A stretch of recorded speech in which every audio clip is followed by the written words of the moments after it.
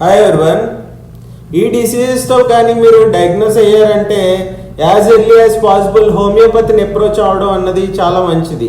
మెయిన్గా అలర్జీస్, వాటిల్లో రెస్పిరేటరీ అంటే కామన్ కోల్డ్, ఫ్రీక్వెంట్గా కోల్డ్ రావడం, ఎలర్జిక్ రైనైటిస్లా ఉండడం, ఈర్ ఇన్ఫెక్షన్స్ కానీ, బ్రాంకియల్ ఆస్తమా కానీ, సైనసైటిస్ కానీ, టాన్సిలైటిస్ కానీ ఫ్రీక్వెంట్గా రావడం అన్నది చాలా ఇబ్బంది అనమాట. అది వేరే ఫార్మ్ ఆఫ్ ట్రీట్మెంట్స్కి వెళ్ళడం కన్నా హోమియోపతిని మీరు అప్రోచ్ అవుతే లాంగ్ రన్లో చాలా బాగుంటుంది. మీ ఆరోగ్యాన్ని మీరు కాపాడుకున్న వాళ్ళు అవుతారు. అలాగే స్కిన్ కండిషన్స్, కొన్ని టైప్స్ ఆఫ్ సోరియాసిస్ కానీ, ఎగ్జిమా కానీ, లైకన్ ప్లానస్ కానీ, అర్టికేరియా అన్నది లైఫ్ లాంగ్ మిమ్మల్ని ఇబ్బంది పెడుతూ ఉంటుంది. కాబట్టి హోమియోపతిలో అయితే మీకు కంప్లీట్ క్యూర్ ఉంటుంది.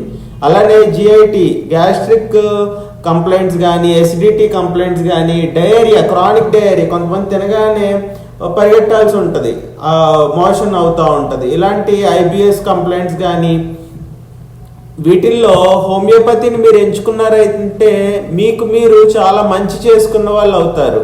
అలానే కొన్ని రకాలైన యాంకైలోజింగ్ స్పాండిలైటిస్ అంటాం. ఇవన్నీ ఏంటంటే ఇమ్యూన్ సిస్టమ్ రిలేటెడ్గా ఉన్న ఈ కంప్లైంట్స్ని హోమియోపతి చాలా చక్కగా హ్యాండిల్ చేస్తుందండి. అలానే రొమటైడ్ ఆర్థరైటిస్ కానీ, వీటితో ఏదైనా మీరు డయాగ్నోస్ అయ్యారు అంటే యాజ్ ఎర్లీ యాజ్ పాసిబుల్ హోమియోపతిని అప్రోచ్ అవ్వడం అన్నది మీ ఆరోగ్యానికి చాలా మంచిది. అలానే సైకియాట్రిక్ డిజార్డర్స్, కొంతమంది యాంగ్జైటీ ఉంటుంది, పానిక్ అటాక్స్ ఉంటాయి, డిప్రెషన్, స్లీప్లెస్నెస్, వాళ్ళకి మాత్రమే తెలుస్తుంది ఎంత ఇబ్బంది పడతారో. ఏదో అన్నెసరీ మెడికేషన్స్ వాడడం అన్నది ప్రయోజనం కాదండి. హోమియోపతి కానీ మీరు ఎంచుకుంటే దాంట్లో ఉన్న అద్భుతం మీరు అబ్జర్వ్ చేస్తారు. Thank you.